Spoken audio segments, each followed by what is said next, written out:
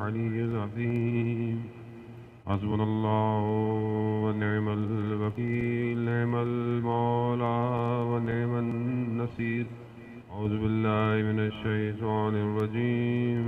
بسم الله الرحمن الرحيم. الحمد لله الذي يؤمن الخائفين وينجي الصالحين ويضع المستكبرين ويهلك ملوكا ويستخلف آخرين. والصلاة والسلام على رسول ثقلين محبوب رب المشرقين والمغربين جد الحسن والحسين نبينا سيدنا أبي القاسم محمد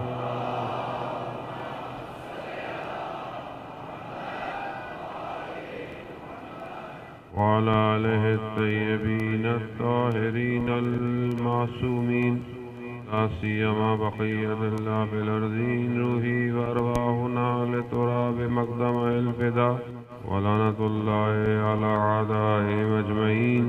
بسم الله الرحمن الرحيم. رب اشرح لي صدري ويسر لي أمري واحلل عقدة من لساني يفقهوا قولي. أما بعد فقد قال الله تبارك وتعالى في كتاب الحكيم والقرآن المجيد: وما خلقت الجن والإنس إلا ليعبدون. صلوات بھیج دے بابا.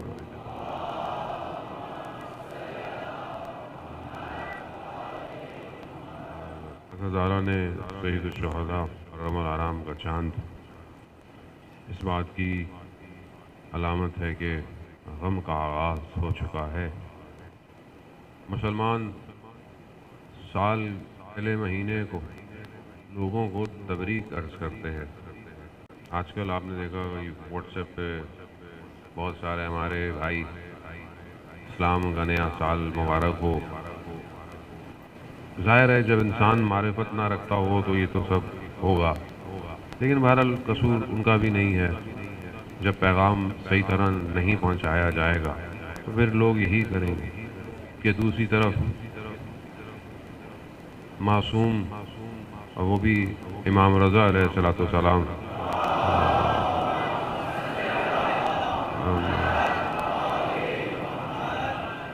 جب ماہ محرم کا چاند نکلتا تھا سیاہ لباس پہنتے تھے، سیاہ شال اوڑھ لیتے تھے، مسکرانا چھوڑ دیتے تھے. اور وہ روایت جو بہت مفصل ہے کہ اگر توفیق ہوئی تو بیان ہو کہ جب نہ شبیب ماہ محرم کا چاند نکل آیا ہے، خوب امام گریہ کی طرف انسان کو بلا رہے ہیں. ماہ محرم ہے ہی ایسا. ہمیں بھی ان ایام میں کوشش یہی کرنی ہے کہ ہم آہستہ آہستہ امام کی اس وادی میں داخل ہوں جس میں امام ہمیں دعوت دے رہے ہیں. کربلا آج بھی اپنے پورے وجود کے ساتھ اپنے ماننے والوں کو بلا رہی ہے. کربلا صرف فزیکل جگہ یا ایک روئے زمین پر مقام نہیں، کربلا ایک نظریہ ہے جو ہر دل میں جگہ رکھتا ہے. کہ وجود کربلا کے ساتھ متصل ہو جائے پھر نہ کوئی زمانہ اسے روک سکتا ہے، نہ کوئی اسے مکان روک سکتا ہے. وہ اپنے امام تک پہنچنے کو تیار رہتا ہے. ہمیں بھی ان چند دنوں میں کوشش یہی کرنی ہے کہ ہم اپنے وجود سے اپنے امام تک پہنچیں. کربلا اپنے وقت کے امام کا ساتھ دینا ہے. ساتھ کچھ بھی لے کے جاؤ، خالی ہاتھ چلے جاؤ، امام قبول کر لے گا. کیونکہ امام کو کچھ چاہیے نہیں، امام کو صرف ہمارا وجود چاہیے. آپ کے سامنے کئی لوگوں نے سید الشہداء علیہ السلام کو رستے میں مشورے دیے. کئی نے کچھ کہا، کئی نے کہا بصرہ چلتے ہیں، وہاں 1000 شخص ہیں جو تلواریں بہت اچھی چلاتے ہیں. کسی نے کہا امام میرا گھوڑا لے جائیں، میری تلوار لے جائیں، کچھ بھی لے جائیں. امام نے کہا مجھے کچھ نہیں چاہیے. امام کو کچھ نہیں چاہیے. امام کو کیا دیں گے ہم؟ امام کو دے بھی کیا سکتے ہیں؟ جس کے وجود سے کائنات چل رہی ہو ہم اس کو کیا دیں گے؟ جس کے وجود کی وجہ سے ہوائیں چلتی ہوں، جس کے وجود کی وجہ سے پھولوں میں رنگ اور خوشبو ہو، ہم اسے کیا دے سکتے؟ ہم نہیں دے سکتے اسے کچھ۔ یہ تو ان کا کرم ہے کہ انہوں نے ہمارے لیے دروازے کھلے رکھے ہیں۔ ہم بھی تمہیں حر کی طرح آزاد کر دیتے ہیں۔ کوشش کریں کہ بہرحال لینا ایام میں جب آئیں تو اپنے آپ کو آزاد کریں، اپنے ذہن کو آزاد کریں، باوضو ہو کر عزاداری میں آئیں، مجلس میں آئیں، ماتم میں آئیں، جلوس میں آئیں، تاکہ وہ نور ہمارے وجود پہ بھی تجلی کرے جو کربلا سے روشن ہوا ہے۔ آپ کی خدمت میں کچھ گزارشات پیش کی کہ انسان کے وجود میں تحول، تبدیلی اور چینج جو ہے وہ اللہ نے اس کے وجود میں رکھا ہوا ہے۔ وہ اس کو حاصل کیسے کرتا ہے، یہ چند چیزیں میں نے کل آپ کی خدمت میں عرض کی کہ ایک تو سب سے پہلے انسان کو یقین ہونا چاہیے کہ وہ چینج ہو جائے گا، اس کے اندر یہ معرفت ہونی کہ وہ تبدیل ہو سکتا ہے۔ سید الشہداء علیہ السلام نے کئی لوگوں کو تبدیل کیا، آپ کے سامنے زہیر کو کیا، وہاب ابن قلبی کو کیا، کتنے لوگ امام جو ہیں وہ ان کو تبدیل کرتے ہوئے آ رہے ہیں۔ ایک رائٹر ہے سیرین، اس نے جو ہے وہ جو لوگ چینج ہوئے اس پر 12 والیوم پہ ایک بک لکھی، متحولین، جو متحول ہوئے، تو اس نے پوری دنیا میں لوگوں کو جمع کیا، انٹرویو لیا، تصویریں لیں اور کتاب جو ہے وہ لکھی کہ یہ کیسے تبدیل ہوئے۔ کئی اور رائٹر ہیں، بہرحال انہوں نے لکھا، وہ بعض اور اکثر جو ان میں تبدیل ہونے والے لوگ ہیں انہوں نے کہا کہ ہمیں امام حسین نے تبدیل کیا ہے۔ یہ سید الشہداء علیہ السلام کا اپنا خاص کرم ہے۔ اب یہ تبدیلی کے لیے پہلی چیز یقین، باور، دوسری چیز طریقہ، روش، تیسری چیز بصیرت کا ہونا، چوتھی چیز کہ انسان جو ہے وہ رہبر، لیڈر کا انتخاب کرے اپنی تبدیلی کے لیے، پانچویں چیز کہ انسان جد و جہد کرے، اس کے اندر تلاش ہو۔ قرآن بھی یہ کہہ رہا ہے کہ بہرحال ہم بھی اسی کو ہدایت دیتے ہیں جو تلاش کرتا ہے، لَيَهْدِيَنَّهُمْ فِي سُبُلٍ، ہم خود اس کو اپنے راستے کی طرف کیا کرتے ہیں؟ ہدایت دیتے ہیں۔ خوب، یہ ساری چیزیں ہونی چاہیے۔ کچھ چیزیں تحول کے لیے بہت امپورٹنٹ ہیں، اور پہلی چیز جو کہ انسان کو تحول ایجاد کرتی ہے وہ فکر ہے۔ وہ انسان اللہ نے بنایا اس کو ایسے ہے کہ بہرحال انسان ایک سٹرکچر ہے، ایک سسٹم ہے، انسان کے ذہن ہے، انسان اعضاء ہیں، انسان دیکھتا ہے، سنتا ہے، سونگھتا ہے، کھاتا ہے، ذائقے ہیں۔ وہ اگر انسان کو اللہ نے ایسا دیا تو اس کے اندر ایک پورا یہ ہارڈ ویئر ہے، یہ ساری چیزیں ہارڈ ویئر ہے، تو سافٹ ویئر اس کا اللہ نے اندر رکھا ہوا ہے۔ آپ کو گرم احساس کیسے ہوتا ہے؟ ہاتھ گرم لگتا ہے، اصل یہاں پر سافٹ ویئر ہے، ہارڈ ویئر سافٹ ویئر سے اٹیچ ہے، جہاں آپ کو گرم ہے، ٹھنڈا ہے، کیسے احساس ہوتا ہے؟ سگنل ٹرانسمٹ ہوتے ہیں انسان کی باڈی میں۔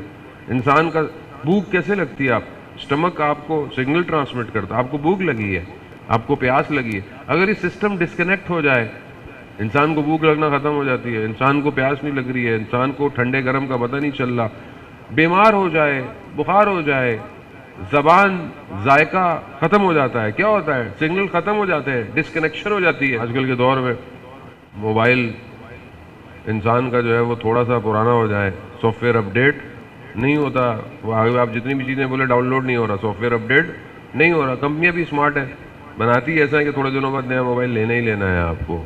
تو اسی طرح انسان بھی اپڈیٹ مانگتا ہے، انسان کا وجود اس سافٹ ویئر سے کنیکشن مانگتا ہے۔ اب دنیا میں جتنے بھی نظریات آئے، آئیڈیالوجی آئیں، ادیان، مذہب، انہیں ظاہر سے تو خیر جو کرنا تھا وہ کرنا تھا، اصل جو ان کا کام تھا وہ سافٹ ویئر سے تھا۔ اب آپ سیدھے سادے ہوں، کچھ بھی کریں، کیوں لوگوں کو مشکلات رہیں ان ہستیوں سے جو سافٹ ویئر چینج کرنے آئے تھے؟ وہ سافٹ ویئر جو چینج کرنے آئے کون تھے؟ مطلب ایک شخص، کسی کو کیا مسئلہ تھا؟ حضرت یوسف کے بھائیوں کو اپنے چھوٹے بھائی سے کیا مسئلہ تھا؟ مجھے آپ بتائیں۔ بھائی صاحب بڑے ہیں، سارے بڑے بھائی تھے، سارے کام یہی کرتے تھے، اب ایک چھوٹا بھائی ہے، مگر انہیں سمجھ میں آ گیا اس کا سافٹ ویئر بہت ہائی ہے، اللہ کا نبی اس کی طرف بہت جھکا رہتا ہے، اب یہ مشکل ہوئی کہ ہاں یہ سافٹ ویئر کا مسئلہ ہے، یہ نہیں دیکھا کہ یہ چھوٹا ہے یا بڑا ہے، نہیں وہ چھوٹا ہے تو چھوڑ دو، کیا کرے گا، وہ تو کہیں جاتا بھی نہیں ہے، وہ تو گھر میں ہی رہتا ہے. نہیں، یہ سافٹ ویئر کل بہت سارے ہارڈ ویئر کو چینج کر دے گا کہ ہارڈ ویئر ہی کو ختم کر دو. آج ہم سمجھ نہیں رہے اجزان محترم، آج دنیا کو ہارڈ ویئر نہیں چاہیے. آپ دنیا میں کہیں بھی رہے، مسلمان رہے، شیعہ رہے، کسی کو کوئی فرق نہیں پڑتا، کسی کو فرق پڑتا ہی نہیں ہے. آپ سب کے سافٹ ویئر چاہیے، بس آپ کے انٹرنل آپ کا عقیدہ کمزور کر دے بس. کربلا میں کیا تھا؟ لا الہ الا اللہ تھی، نماز تھی، سب کچھ تھے، قاری تھے، سب کچھ تھا. کیا چیز نہیں تھی؟ Soft where. اندر سے وہ مین سافٹ ویئر ہٹا دو. سافٹ ویئر کیا ہے؟ اللہ نے اپنے ولیوں کے ذریعے سے اپنی مخلوق کو اپ گریڈ کیا ہے. ہر دور میں نبی آیا اس نے بڑھا، اور ان کا مقابلہ بھی اسی طرح ہوا. پہلے زمانے میں نبیوں کے مقابلے میں، ہر نبی کے مقابلے میں لوگ وہ تلوار لے کر نہیں آئے ہیں، آئیڈیالوجی لے کر آئے، آئیڈیالوجی، نظریہ لے کر آئے. خدا کے مقابلے میں خدا لے کر آؤ. وہ ایک اللہ کی عبادت ہے، یہاں بتوں کی پوجا کرو. اب یہ ضروری ہے انسان موت، ہم اس کو سمجھنے کی کوشش کریں. آج کے دور میں آپ کی مجلس کوئی نہیں روکے گا، آپ کا ماتم کوئی نہیں روکے گا. تھوڑے بہت لوگ ہیں جو بہرحال کوشش کرنے کی، ہر سال کہیں جلوس روکنے کی کوشش کرتے ہیں. وہ بھی کوئی کچھ نہیں کر سکتا، کیونکہ یہ دنیا کا نظام نہیں ہے، یہ الہی نظام ہے. اسے کوئی روک نہیں سکتا، اسے کوئی روک ہی نہیں پایا آج تک. کہاں رکا؟ یہ پھیلتا جا رہا ہے، یہ بڑھتا جا رہا ہے. لیکن جو مشکل ہے وہ سافٹ ویئر کی ہے. سافٹ ویئر کیسے خراب ہوگا؟ سافٹ ویئر ان کی آئیڈیالوجی کو کمزور کر دو، ان کی آئیڈیالوجی کو ضعیف کر دو، ان کے آگے سے دشمن مٹا دو. دشمن شناسی، دشمن ہے ہی کوئی نہیں تمہارا. جب انسان کو دشمن ہی نہیں پتا ہو تو پھر انسان ہر جگہ جو ہے وہ لڑکھڑا کے گرتا رہے گا. نبیوں کو اللہ نے بھیجا اس لیے اس پہ کام کرے، اور جب یہ مضبوط ہو جاتا ہے تو پھر ایک شخص پوری دشمن کو ہلا سکتا ہے. ایک شخص اگر تبدیلی چاہتے ہیں، میں خاص طور پہ جوان اپنے تفکر، اپنی فکر کو بہتر کریں. اللہ نے نعمت دی ہے، یہ برین دیا ہے نا. آج انسان اسی برین کے ذریعے سے دیکھے نا، اگر یہ برین نہیں ہے تو آپ چیزوں کو ایکسپلور نہیں کر سکتے، آپ چیزوں کو نکال نہیں سکتے. آج آپ کے درمیان جوان یہاں بیٹھے ہوں گے جو سافٹ ویئر آرکیٹیکٹر ہے، سافٹ ویئر ڈیولپر الگ ہو، سافٹ ویئر ڈیزائنر الگ ہے، آئی ٹی اسپیشلسٹ ہے، خود سافٹ ویئر آرکیٹیکٹر ہے. کون سی فائل کہاں جائے گی، کیسے جائے گی، کون سا کہاں سے ہوگا، کون سی رسید کہاں نکلے گی، کیسے ہوگی، خوب کیسے کرتا ہے، سب ہوا کے اندر خوب ڈیزائن ہے. خوب اللہ نے برین کو اتنا اسمارٹ ڈیزائن کیا ہے کہ وہ بہت کچھ کر سکتا ہے.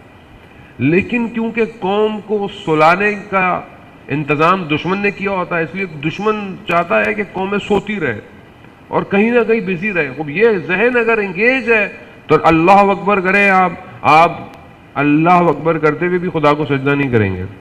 ذہن دنیا کے صنم کو سجدے کرتا رہے گا.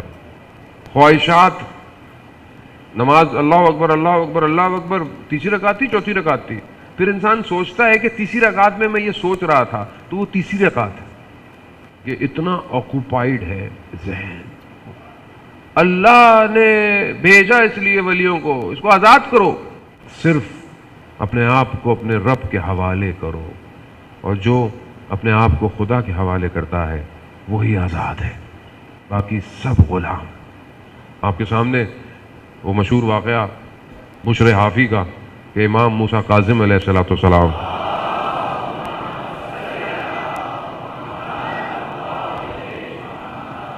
امام گزر رہے ہیں گلی سے، دیکھا کہ ایک گھر سے گانوں کی آوازیں آ رہی ہیں، موسیقی کے آلات کی آوازیں ہیں. کنیز گھر سے باہر کچرا رکھ رہی ہے. امام نے پوچھا کس کا گھر ہے، آزاد کا گھر ہے یا غلام کا گھر ہے؟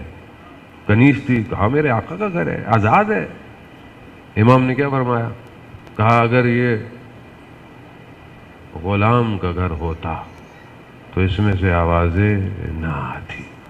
امام نے فرمایا، کنیز نے سنا، کنیز اندر گئی، پوچھا دیر کیوں؟ کہا ایسے ایسے امام گزر رہے تھے۔ امام کہا کیا ہوا؟ کہا امام نے مجھ سے پوچھا کس کا گھر ہے، میں نے بتایا۔ تو کہا پھر امام نے کیا فرمایا؟ کہا امام نے فرمایا اگر یہ بندے کا گھر ہوتا، غلام کا گھر ہوتا تو ایسا۔ اب آپ سوچیں کلام معصوم کی طاقت، انڈائریکٹ آئی ہے، ڈائریکٹ بھی نہیں آیا۔ اسی حالت میں دوڑتا ہوا گیا، گلی کے کونے پر امام کے قدموں میں گرا، خدا کی بارگاہ میں توبہ کی۔ خدا نے وہ درجہ دیا کہ ننگے پاؤں توبہ کی تھی، ساری زندگی ننگے پاؤں رہا، اور جس جگہ سے چلتے تھے جانور بھی اس جگہ کو خراب نہیں کرتے تھے۔ اللہ کا ولی بن جائے کوئی، خود حدیث ہے، پیغمبر کی حدیث ہے، جو اللہ کا ولی، اللہ کی دوستی جس سے ہو جاتی ہے، اللہ سے جو محبت کرتا ہے، خدا عرش اور سماوات کو، ملائکہ کو، سب کو بتا دیتا ہے یہ میرا دوست ہے۔ مقام تفکر، ایک جملہ سافٹ ویئر چینج، ایک جملہ بس، یہی ضرورت ہے۔ ہم ائمہ کے خود اقوال آپ کے درمیان میں پیش نہیں کرتے، ورنہ معاشرہ خود تبدیل ہو جائے۔ لاجک جو ہے وہ دنیا کی، وہ اسی پر بیسڈ ہے۔ کوئی بھی جتنے بھی علوم ہے اس کے لیے فکر ضروری ہے، تفکر ضروری ہے۔ آپ فلسفی پڑھنا چاہتے ہیں، آپ کو لاجک پڑھنی پڑے گی، منطق پڑھنی پڑے گی۔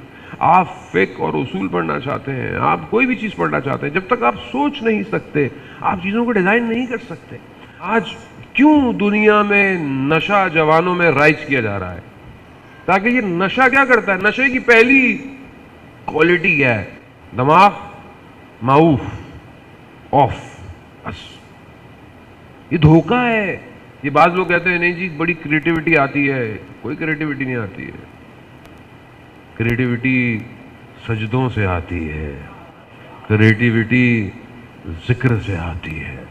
ذہن معوف، نشہ پہلی چیز ہے۔ آپ دیکھیں دنیا میں نشے کا کاروبار، زیادہ بولو بھی نہیں ورنہ مافیا نشہ والا آپ کو بھی ڈھک لے جاتا ہے، وہ اتنا نشہ خطرناک۔ اب یہ جوانوں کو سب سے پہلے سائلنٹ کرتا ہے، خاموش کرتا ہے، سوچنے کی صلاحیت ختم۔ اب جب آپ سوچنا سمجھنا جب آپ کا آف ہو گیا برین، تو آپ کو کیا پتا کیا ہو رہا ہے دنیا کے اندر۔ آج کل کا جو سوشل میڈیا ہے اس کا کام کیا ہے؟ اس کا کام بھی وہی ہے جو انسٹاگرام ہے، جہاں بہرحال بہت ساری اچھی، ہمارے بھی بہت سارے پیج چل رہے ہیں انسٹاگرام پہ، لیکن بہت سارے جو اس کا اصل مقصد جو پیچھے چل رہا ہے وہ کیا ہے کہ اس کو جب آپ یوز کرتے ہیں نا تو اس کو یوز کرنے والا ایڈکٹ ہو جاتا ہے۔ یہ ایڈکشن ہے، آپ تھوڑی دیر ٹرائی کر کے دیکھ لیں، ایڈکشن ہے۔ TikTok addiction, Instagram, Snapchat, وہ ایک طرح ایڈکشن ہے۔ یہ آپ تصویر بھی کھینچتے ہیں کوئی تو پہلے ہمارے سے لوگ تصویر کھنچواتے ہیں، ہمیں کوئی برا نہیں لگتا کھنچوائے آپ تصویر، لیکن وہ اسنیپ چیٹ والی کھولتا ہے، فلٹر لگے ہوئے ہوں، ایڈکشن ہے۔ یہ ایڈکشن کیا کرتی ہے؟ یہ مائنڈ میں وہی کیمیکل کریٹ کرتی ہے جو ایک نشہ کرتا ہے، اور انسان اس کا عادی ہو جاتا ہے۔ آج معاشرے میں بہت جلدی غصہ ہو جانا، آج اچانک سے چیزوں کو پھینک دینا، آج بہت جلدی مایوس ہو جانا، آج بہت جلدی ماں باپ کے سامنے چیخنا، کیوں ہے؟ کیا ہے؟ کیا چیز ہے؟ کس چیز نے خدا نخواستہ آپ کو ڈس لیا ہے؟ کس نے ڈسا ہے؟ Social media. عزیزان محترم، خوب کیوں اب آپ بولیں گے مولانا صاحب مجلس میں تو کیا تعلق ہے ان باتوں کا؟ عزیزان محترم، امام حسین کو سمجھنے کے لیے ذہن پاک چاہیے۔ اللہ نے نجاست کو ان سے دور رکھا ہے، خود نجس چیز ان کے قریب نہیں جا سکتے۔ تو ظاہر ہے وہ آج نجاست کیا ہے، وہ آپ سوچیں آپ کو، اسی لیے تو زمانے کے حساب سے چلیں گے تو امام زمانہ تک پہنچیں گے۔ صرف ماضی کی باتیں کریں جو کہ بہرحال عبرت کے لیے ضروری ہیں، لیکن اگر آپ حال میں نہیں آئیں گے عزیزان محترم، آج آرٹیفیشل انٹیلیجنس کا دور ہے، آج چیٹ جی پی ٹی جو ہے وہ انسان کی تھیسس لوگوں نے لکھنا چھوڑ دیے ہیں، لوگوں کی کام ختم ہو گئے، آپ سارے کام کر رہے ہیں، وہ لوگ آگے کی طرف رپورٹ کی طرف جا رہے ہیں۔ تو اس زمانے میں آپ کو اپنے امام کی نصرت کرنی ہے، میں نے بھی نصرت کرنی ہے، آپ نے بھی کرنی ہے۔ وہ کیسے کریں گے؟ جب تک آپ سمجھ نہیں پائیں گے کہ سسٹم ہے کیا۔ سسٹم الہی کے مقابلے میں ہمیشہ سے ایک سسٹم آیا ہے، اس کا کام اس زمانے کے حساب سے برین کو اپنے کنٹرول میں لینا ہے، ان کو سوچنے نہ دو۔ اگر کوئی ذرا سا کوشش کرے تو اس کے ساتھ کیا کرو۔ حضرت ابراہیم علیہ السلام نے کیا کیا؟ جب یہ لوگ باہر گئے شہر سے، قرآن ہے، مطلب کو قصے کہانیاں نہیں، قرآن خود کہہ رہا ہے، احسن القصص ہے، قرآن کہہ رہا ہے حضرت ابراہیم نے ان کے سارے بتوں کو مارا اور بڑے بت میں کلائی ڈانگ دی۔ پھر واپس آئے، انہوں نے یہ کیا ہوا، یہ کیا ہوا؟ انہوں نے حضرت ابراہیم پہ بولا کہ حضرت ابراہیم نے یہ کیا؟ حضرت ابراہیم نے کہا کہ مجھ سے کیوں پوچھتے ہو، تو اپنے بڑے خداؤں سے پوچھ لو، یہ تو خود لکڑی کا ہے۔ تغا جو خود بول نہیں سکتا، سافٹ ویئر، حضرت ابراہیم نے بھی کیا کیا؟ سافٹ ویئر چینج کر دو، سافٹ ویئر۔ لیکن نمرود آپ کو پتا ہر زمانے میں انہوں نے کیا کیا؟ آگ میں پھینک دو۔ آگ بھی اتنی دہکائی گئی کہ بہت دور سے حضرت ابراہیم کو اس میں جھونک آ گیا۔ مگر خلیل اللہ ہے، حضرت جبرائیل بھی آئے، کہا میں آپ کی کچھ مدد کروں، حالانکہ وہ بھی اللہ ہی کی طرف سے آئے تھے۔ کہا نہیں، وہ ہے نا خود یہ یقین، جب یہ یقین ہو تبھی انسان کمال کے حدودوں کی طرف بڑھتا ہے۔ خوب یہ تفکر بہت ضروری ہے۔ یہ چند تفکر کی قسمیں میں آج آپ کی خدمت میں بس میں بیان کروں اور آپ سے التماس سے دعا۔ عزیزان محترم، پہلا تفکر جو ہے وہ خدا کی صفات میں ہے، خدا کی ذات میں تفکر منع ہے۔ وہ آپ ائمہ کی روایات ہیں آپ کے سامنے کہ وہ خدا کی صفات میں ذات میں تفکر خود ویسے بھی کہیں نہیں پہنچ پاؤ گے، توہم میں ہو جاؤ گے، کچھ بھی نہیں ہو جائے گا۔ بعض اوقات لوگ پریشان ہوتے ہیں، وہ خدا کہاں سے آیا، خدا کو کس نے بنایا، خدا۔ بچے تو سوال کر سکتے ہیں، بہرحال بچے ہوتے ہیں، بہرحال ان کو ہوتا ہے، لیکن آپ کو ان کو صحیح جواب دینا ہے، غلط جواب نہیں دینا۔ آپ کا غلط جواب اس کا عقیدہ بنا دے گا، اس لیے اس کو غلط جواب نہ دیں۔ بچہ اگر نہیں آتا معذرت کر لیں یا پوچھ لیں کسی سے۔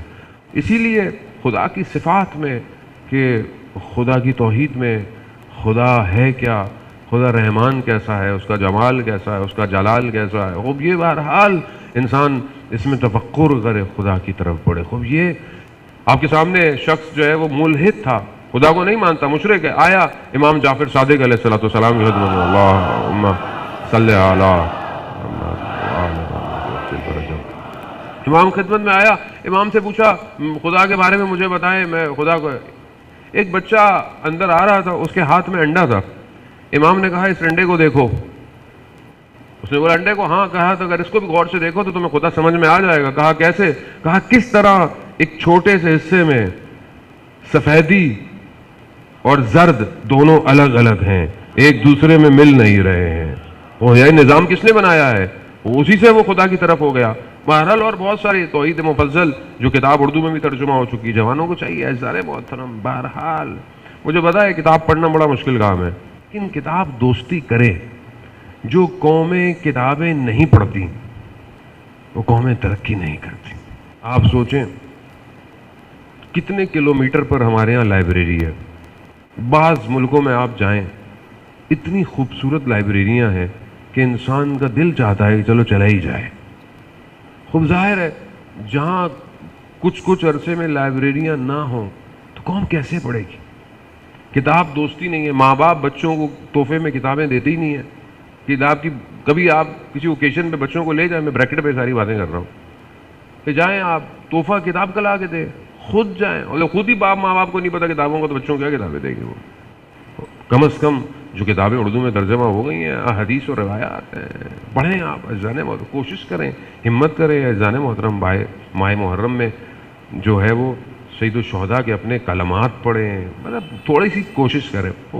اب یہاں آپ دیکھیں کہ امام نے کسی آرام سے جو ہے وہ اس کو جو ہے وہ امام جانتے ہیں کس کو کیسے جو ہے بنانا۔ ایک اور شخص امام کی خدمت میں آتا ہے اور کہتا ہے کہ مولا میں نہیں مانتا، بہرحال آپ توحید اور اس کی باتیں کرتے ہیں، میرے لیے کوئی دلیل دیں کہ میں خدا کو مانوں۔ امام جانتے تھے کس سے کیسے وہ گفتگو کرنی ہے۔ امام نے کہا اچھا یہ بتاؤ تمہیں کس نے بنایا؟ مجھے کس نے بنایا؟ کہا تم نے اپنے آپ کو خود بنایا؟ کہا نہیں۔ کہا تمہارے والدین نے تمہیں بنایا؟ کہا نہیں۔ کہ تمہارے والدین کو کس نے بنایا؟ کہا تو کہا بس وہ جس نے بنایا ہے نا وہی خدا ہے۔ تفکر خدا کے لیے بہت ضروری ہے، توحید کے لیے۔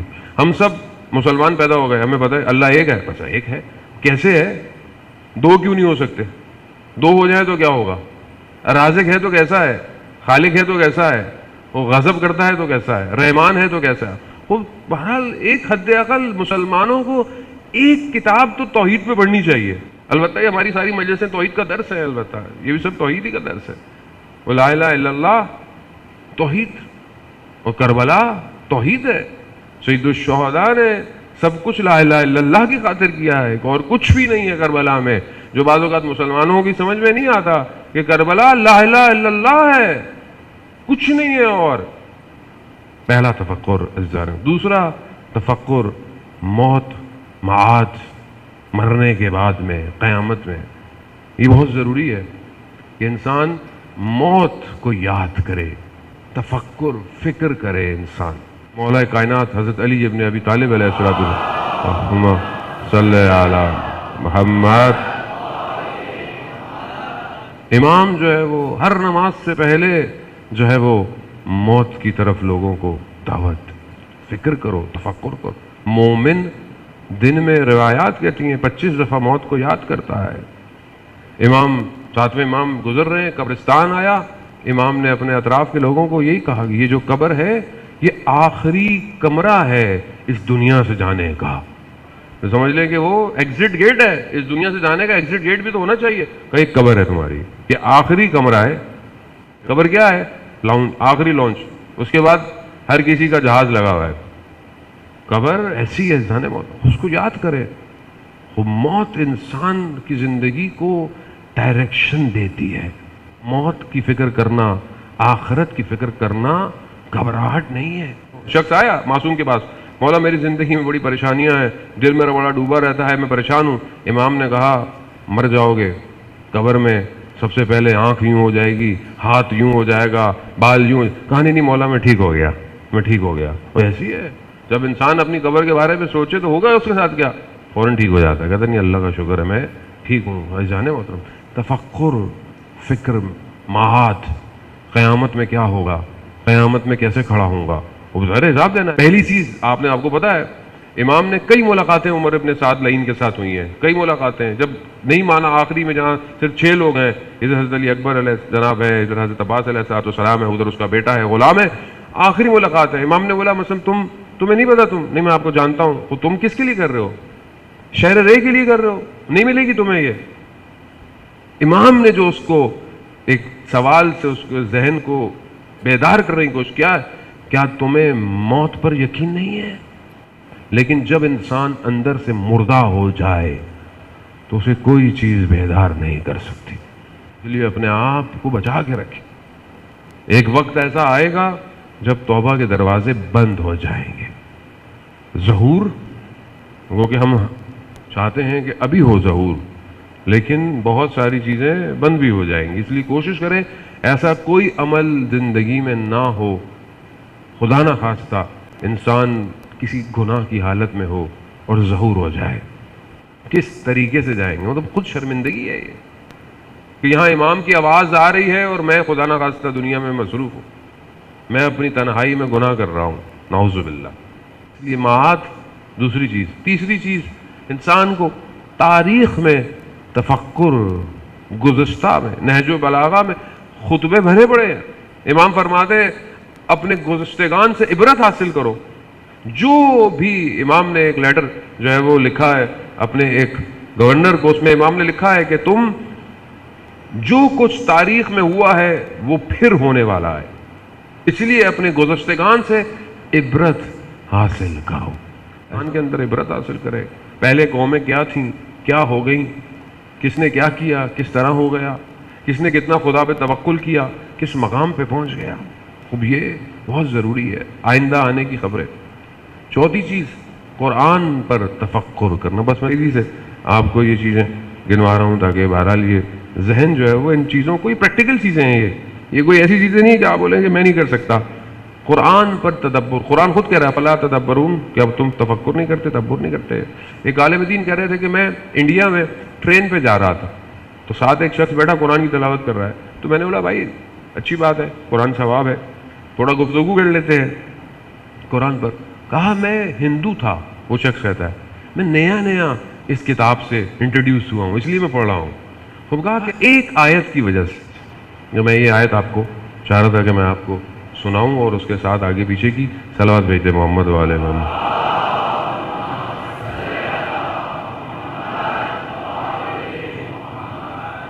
بہرحال میرا ویزان محترم خوب سورہ قیامت 75واں سورہ ہے۔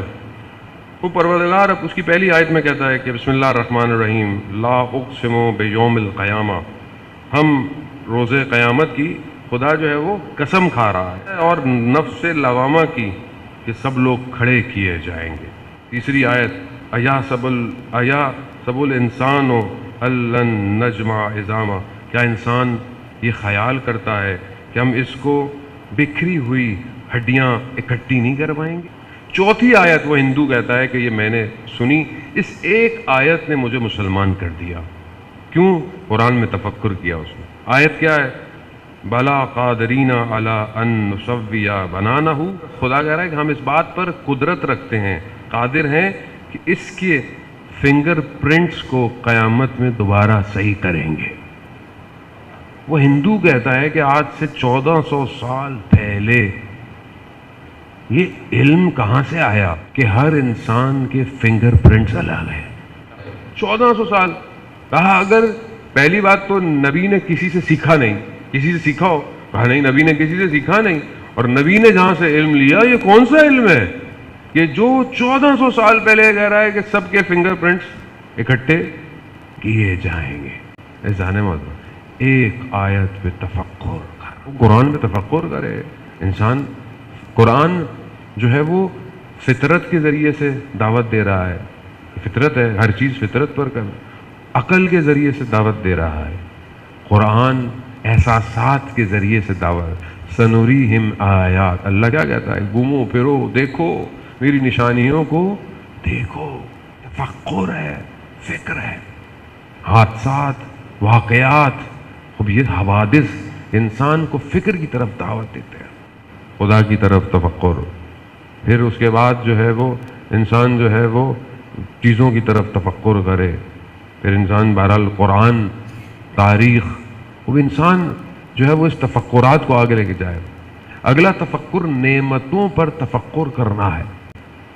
خدا کہتا ہے کہ ہم نے تمہیں نعمتیں دی ہیں مگر تم اس کا شکر نہیں کرو گے، خوب نعمتیں ہیں۔ اور آخری تفکر علماء بیان کرتے ہیں کہ انسان جو ہے وہ اپنی عاقبت پر تفکر کرے، جو میں کر رہا ہوں اس کا نتیجہ کیا نکلنا ہے۔ عزیزان محترم، خوب انسان جو ہے وہ کمزور ہے، ضعیف ہے۔ انسان بہت ساری باتیں جانتا ہے مگر جب پریکٹیکل کام کرنے لگتا ہے تو کمزور ہو جاتا ہے۔ مجلس یا عزاداری، خدا کا شکر کریں، یہ سب سے بڑی نعمت ہے۔ شکر بھی کرنا چاہیے اور فکر بھی کرنا چاہیے کہ ہم اس کے ذریعے سے کیا حاصل کریں۔ عزیزان محترم، جب انسان وادی امام کی طرف بڑھتا ہے، حالت ذکر میں آ جاتا ہے۔ ذکر صرف زبان سے نہیں ہے، ذکر پورا وجود کرتا ہے انسان۔ ایسی ہے جیسے آج کل کے دور میں آپ کسی ایسی اسپیس میں، آج کل ایسی جگہ بنی ہوئی ہے جس میں انسان جاتا ہے تو گریوٹی لیس ہو جاتا ہے۔ گریوٹی لیس ہونے کے لیے انسان، گریوٹی نہیں ہوتا، انسان کیا ہے؟ ہوا میں معلق ہو جاتا ہے، یعنی پورا ایک ویکیوم کریٹ ہوتا ہے، انسان اس کے اندر آ جائے۔ انسان وادی امام میں آتا ہے تو پھر ہاتھ میں تسبیح کی ضرورت نہیں، کاؤنٹر کی ضرورت نہیں، قبلے کی طرف رخ کی ضرورت نہیں۔ ہاں نماز تو پڑھنی ہے قبلے کی طرف، لیکن ہر وقت ذکر کی حالت میں رہتا ہے۔ اس کے اعضاء ذکر کرتے ہیں، یسبح للہ ما فی السماوات و ما فی الارض، زمین اور آسمان تسبیح کر رہے ہیں۔ وہ یہ تسبیح مجھے کیوں نہیں سنائی دیتی؟ میں کیوں نہیں اس تسبیح کو سنتا؟ مجھے کیوں نہیں آواز آتی کہ پتا بھی کہتا ہے لا الہ الا اللہ، پتھر بھی کہہ رہا ہے سبوح قدوس؟ مجھے کیوں نہیں آتی؟ کیونکہ میں دنیا کے شور میں پھنسا ہوا، میں نے اپنے آپ کو خود غفلت میں رکھا ہوا۔ خوب حالت ذکر میں آئیے، مجلس حالت ذکر ہے۔ آپ ذکر میں آئیں گے تو اپنے آپ کو اپنے امام کے سامنے پائیں۔ آیت اللہ قاضی طباطبائی رضوان اللہ تعالی علیہ خود فرماتے ہیں کہ جب میں تہجد کی نماز پڑھتا تھا، نخلستان میں پڑھتے تھے نجف سے باہر، تو کہتے تھے کہ ان کی نماز 1 گھنٹے کی تہجد، تو ہم سے تو 2 منٹ 3 منٹ۔ پبلک پوچھتی مولانا صاحب آسان طریقہ بتائیں تہجد، رات کو پڑھ لیں سونے؟ ہاں بھائی پڑھ لو، رات کو پڑھ لو، چلتے ہوئے پڑھ لو، قضا پڑھ لو، پڑھو تو صحیح۔ یہ عبادت ہے کہ خدا ملائکہ سے کہتا ہے کہ ملائکہ گواہ رہنا، یہ جوان وہ عبادت کر رہا ہے جسے میں نے اس کے اوپر واجب نہیں کیا، کر رہا ہے۔ آیت اللہ بھیج، آیت اللہ غازی طباطبائی کے شاگرد ہیں، وہ قنوت میں جو ہے وہ تہجد کی وتر میں دعائے جوشن کبیر پڑھ رہے ہیں۔ ہم سے تو نہیں پڑھی جاتی ہے، مولانا پڑھتے ہیں، ہم دھاگے پھکواتے ہیں ان سے۔ وہاں ایک شخص اکیلا، وہ کہتے ہیں میں جب پڑھتا تھا تو دنیا کے رابطے منقطع ہو جاتے تھے اور صرف ایک ہی کنیکشن آن ہو جاتا تھا، اور جتنے ذکر عرش پہ ہوتے تھے مجھے آواز آتی تھی۔ انسان اس وادی میں جائے، کب جائیں گے؟ مرنے کے بعد بھی کچھ سنا تو کیا سنا، مرنے سے پہلے سنا۔ یہ لذت شوق، یہ عبادت زندہ دیکھنے میں ہے۔ اللہم ارن الطلعۃ الرشیدہ والغرۃ الحمیدہ، میں اپنی ان گناہگار آنکھوں سے دیکھنا چاہتا ہوں مولا، میں اپنی حیات میں آپ کو دیکھنا چاہتا ہوں۔ ذکر امام ہے، امام، جو امام تک پہنچ گیا وہ حالت ذکر میں ہے، اور جو حالت ذکر میں ہے اسے اس کی گردن کٹتی رہے، اس کے بدن کے ٹکڑے ہوتے رہے، اسے احساس نہیں ہوتا، کیونکہ جتنے ٹکڑے بکھرتے جائیں گے ذکر بڑھتا چلا جائے گا۔ یہ قرآن کی آیت الا بذکر اللہ تطمئن القلوب، آگاہ ہو جاؤ، اللہ کا ذکر دلوں کو اطمینان دیتا ہے۔ چھٹے امام سے جب پوچھا گیا مولا یہ کون سا ذکر ہے، امام کیا فرماتے ہیں؟ نحنو ذکر اللہ، ہم اللہ کا ذکر ہے۔ خوب اپنے وقت کے امام تک پہنچیں تاکہ ہم بھی حالت ذکر میں، اور جو حالت ذکر میں آتا ہے عزیزان محترم وہ آیات الہی کو دیکھتا ہے، اسے اللہ کی نشانیاں نظر آتی۔ اللہ کی نشانیاں جسے نظر آئیں وہ گناہ نہیں کرتا، وہ اپنے کام کے عاقبت کو دیکھ لیتا ہے۔ جوان ہے، اپنی فکروں کو پاک رکھے، اپنی سوچوں کو پاک رکھے۔ وقت کے امام کو آپ کے سافٹ ویئر کی ضرورت ہے، آج بھی امام منتظر ہے، اور بغیر امام کے وجود کی برکت کے ہم امام کا ذکر نہیں کر سکتے۔ اگر آج ہم امام کو یاد کرتے ہیں تو امام خود چاہتے ہیں کہ ہم امام کا ذکر کریں۔ اگر امام زمانہ کو یاد کر کر آپ کی آنکھوں میں آنسو آتا ہے تو آپ سے خوش قسمت کوئی نہیں ہے۔ سید الشہداء پر گریہ کرنا کمال ہے، ایک قطرہ قیامت جہنم کی آگ، لیکن اپنے زمانے کے امام کے لیے رونا بڑا مشکل ہے۔ مولا ہم کب آپ کو دیکھیں گے؟ یاد کریں، اپنے امام کی طرف بڑھیں۔ عزیزان محترم، عالم دین بیان کرتے ہیں کہ میں بہت پریشان تھا، بڑی مشکل میں تھا، اور مجھے احساس ہوا کہ میں اتنی مشکل میں ہوں، امام مجھ پر توجہ ہی نہیں کر رہے۔ اسی پریشانی میں اپنے گھر کے صحن میں ٹہل رہے تھے، اچانک سے دیکھا کہ امام برابر میں ٹہل رہے ہیں۔ امام نے فرمایا فلانی مقام پر اگر ہم تمہاری مدد نہ کرتے تو تم ہلاک ہو جاتے، فلانے مقام پر اگر ہم تمہارے ساتھ نہ ہوتے تو تم مر جاتے۔ وہ ایک ایک کر کے یاد کرایا، ان کو شرمندگی ہوئی۔ امام اپنے چاہنے والے کو تنہا نہیں چھوڑتے، آپ اپنے لبوں کو ہلائیں، آپ کی آواز امام تک پہنچ جاتی ہے۔ محرم اپنے آوازوں کو کربلا پہنچانے کا نام ہے۔ 28 رجب جب یہ کارواں تیار ہو رہا ہے، آپ کے سامنے ہے، سید الشہداء اپنے نانا کے مرقد مبارک پر کئی دفعہ گئے اور گریہ کیا، بے ہوش ہو گئے۔ وہیں خواب میں دیکھا رسول خدا کو کہ جنہوں نے کہا کہ حسین بس اب جلدی کیجیے، وقت قریب ہے۔ امام حسین کے لیے مدینہ چھوڑنا آسان نہیں تھا۔ امام حسین نے مدینہ میں زندگی گزاری، اور کیسے مدینہ کو چھوڑ کے جاتے، اتنی یادیں مدینہ سے وابستہ تھی۔ مدینہ میں امام حسین نے کیا کیا دیکھا. آپ سنتے رہتے ہیں کہ ان آنکھوں نے مجرئی خلق میں وہ کربلا کے لیے جن آنکھوں نے مدینہ میں جلتا ہوا دروازہ دیکھا ہو تو مدینہ کو کیسے چھوڑتے. جن آنکھوں نے مدینہ میں یہ دیکھا ہو کہ ہماری ماں دیواروں کے سہاروں سے چلتی ہے، اور جو امام حسن نے کوچہ بنی ہاشم میں دیکھا وہ تو امام حسین نے نہیں دیکھا. وہ ماں مدینہ سے آج رات چل پڑی ہے. امام حسین نے مدینہ چھوڑا 28 رجب، اور یہ ماں ہر سال پہلی محرم کو مدینہ چھوڑ دیتی. گلی گلی کوچہ کوچہ گاؤں گاؤں اپنے بیٹے کے عزاداروں کے آنسوؤں کو سمیٹتی. اسی لیے احترام اور ادب کے ساتھ آیا کریں. یہ جگہ بہت بڑا مقام رکھتی ہے. امام مدینہ چھوڑا، جانے کی تیاری ہے. مصائب آپ سنتے رہتے ہیں، بہرحال مقدمہ ہے. عزاداران محترم، امام جب جانے لگے، نکلنے لگے، تو بہن نے پوچھا بھائی کہاں کی تیاری ہے؟ ہاں مدینہ چھوڑا. ہاں ہم بھی آپ کے ساتھ جائیں گے. کہا اپنے شوہر سے اجازت لیجیے، امام ہے، شریعت کے پاسدار ہے. بی بی زینب سلام اللہ علیہ اپنے شوہر کی خدمت میں پہنچی. مریض ہے، آنکھوں میں آنسو گرے. جناب عبداللہ کی آنکھ کھلی. کہا گریہ کیوں کر رہی ہیں؟ کہا آپ تو جانتے ہیں میں اپنے بھائی کے بغیر نہیں رہ سکتی. ہاں. کہا بھائی مدینہ چھوڑ ہے. خدا آپ کو اس کا اجر دے. خدا آپ کو اس کا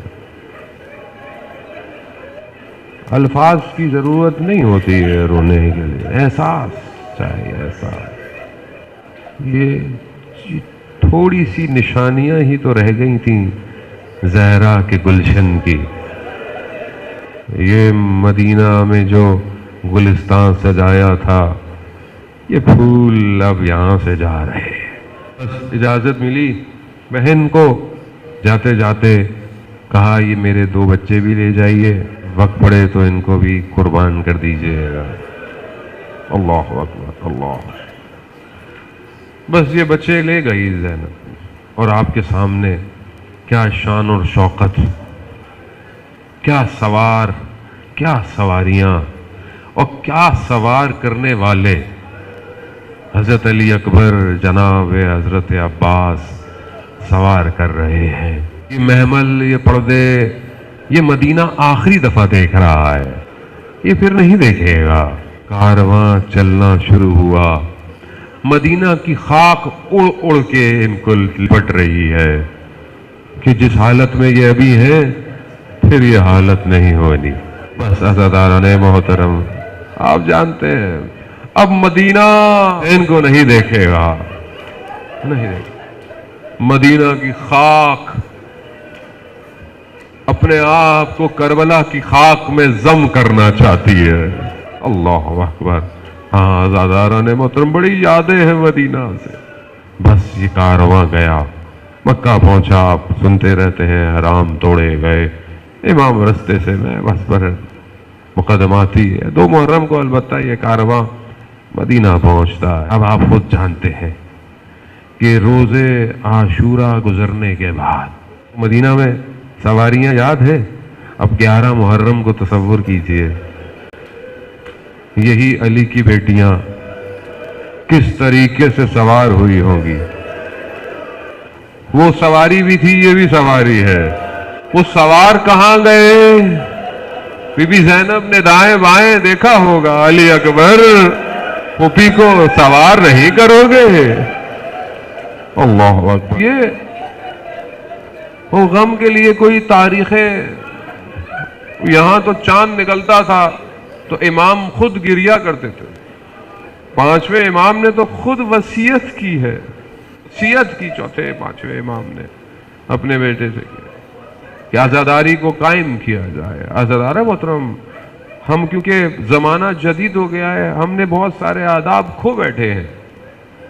پہلے زمانے میں چارپائیاں الٹی ہوتی تھی، محرم کی پہلی رات تو سیدھی نہیں ہوتی تھی، ادب احترام تھا۔ ہمارے تو کھانے آپ نیازیں دیں، کھائیں، آپ جو دینا ہے آپ نیازیں دیں، اللہ نے آپ کو دیا ہے، مگر مجلس کی نیاز میں اور جشن کی نیاز میں فرق رکھے ہیں ہزاروں، خدا کے لیے۔ حسین پیاسا مارا گیا ہے، ساری زندگی چوتھے امام نے کھانا آتا تھا تو روتے تھے، پانی آتا تھا تو روتے تھے، کنیز سی مولا آپ کھانا آتے تو روتے ہیں، پانی دو تو آپ روتے ہیں، مولا آپ اتنا کیوں روتے ہیں؟ امام کھانے کو دیکھتے تھے، کہتے میں کیسے کھانا کھاؤں، میرا بابا بھوکا مارا گیا، بابا کو پیاسا شہید کر دیا گیا۔ عزاداران محترم، بہرحال یہ غم کی رات ہے، غم شروع ہو چکا ہے اہل بیت کے۔ وہ ماں مدینہ چھوڑ چکی ہے، اس ماں کا خیال رکھے عزاداران بس یہ سواریاں نہ جانے کیسے گئی، بس چند جملے آپ سے التماس، بڑا گریہ کیا آپ نے، آپ کو اس سے زیادہ گریہ کروائے، خدا آپ کو اس سے زیادہ رولائے، یہ رزق ہے، یہ کسی کسی کے نصیب میں آتا ہے۔ استاد سبت جعفر کہتے تھے ہم تو پڑھ کے چلے جاتے ہیں، ہماری اپنی عزاداری کب ہوگی؟ خود آتے تھے، کہیں نہ کہیں بیٹھ کر گریہ کرتے تھے، روتے تھے۔ ہاں عزاداران محترم، تنہا حسین پر روئیں، تنہا امام حسین پر گریہ کریں۔ بس یہ سواریاں کوفہ، شام سے پلٹیں۔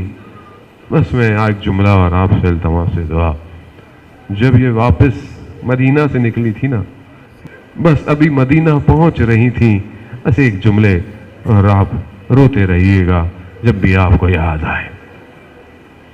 بہت سارے باتیں بیویوں سے بیان ہے مقتل میں، ایک یہ بات بی بی ام کلثوم نے بیان کی ہے۔ مقاتل کہتا ہے کہ جب یہ مدینہ پہنچنے لگی نا تو بی بی ام کلثوم نے مدینہ کی دیواروں کو دیکھا تو ایک جملہ کہا، بس اے مدینہ کے دروازوں، ہم اپنے بھائیوں کے ساتھ گئے تھے، بغیر بھائیوں کے آ رہے ہیں، ہم سر کے تاجوں کے ساتھ گئے تھے، ہم خاکوں کے ساتھ پلٹ رہے ہیں۔ ہاں عزاداران محترم، حالت یہ تھی کہ مدینہ والے تو دور کی بات، حضرت عباس کی والدہ نے بی بی زینب کو نہیں پہچانا۔ چند دن میں زندگی اتنی بدل گئی کہ ایک خاتون بوڑھی ہو گئی ہے۔ ہاں کاش کہ وہ مدینہ نہ دیکھا ہوتا جسے زینب نے دیکھا، بس یہی زینب جو بچوں کو لے کے گئی تھی، اس نے پھر بچوں کا دھیان نہیں دیا۔ ہاں جب مدینہ واپس پہنچی نا، جیسے ہی اپنے گھر میں آئی، اپنے گھر کا حیات دیکھا، وہ کمرہ دیکھا، تو پھر اپنے بچے یاد آئے اور ان پر رونا شروع کر۔